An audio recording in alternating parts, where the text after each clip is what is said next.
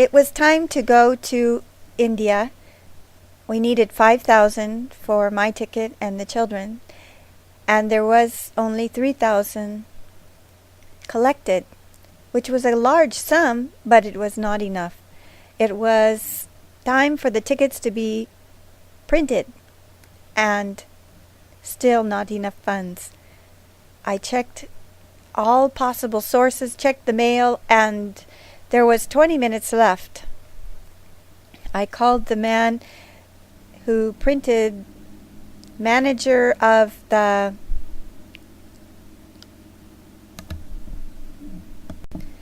I called Mike at the Air Force Base and asked him to print my tickets.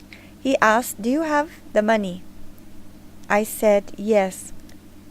I did, somewhere. I didn't know which pocket God had it in. He said, "Then get in your car and come quickly. I'll meet you at the gate."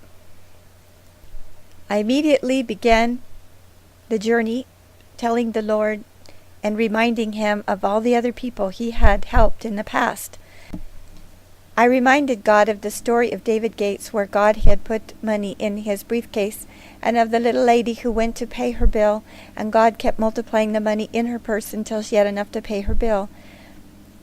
I told the Lord He's able to do anything, and I was willing to go and do this project. The people were already gathering. There was announcements being made all over for the meetings to start. It could not be delayed.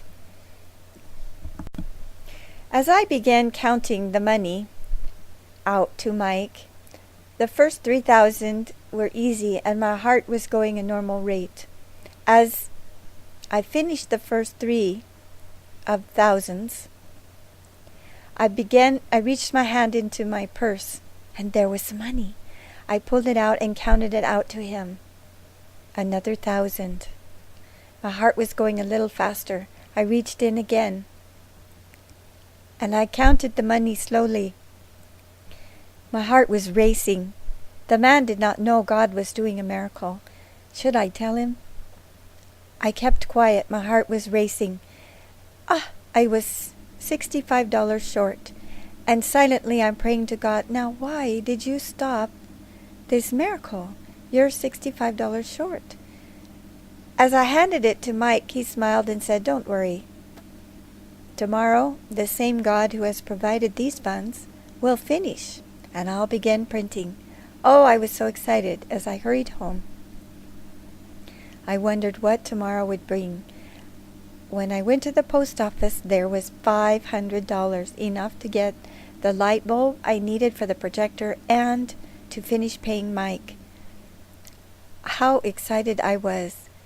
God had again answered. Isn't it the same?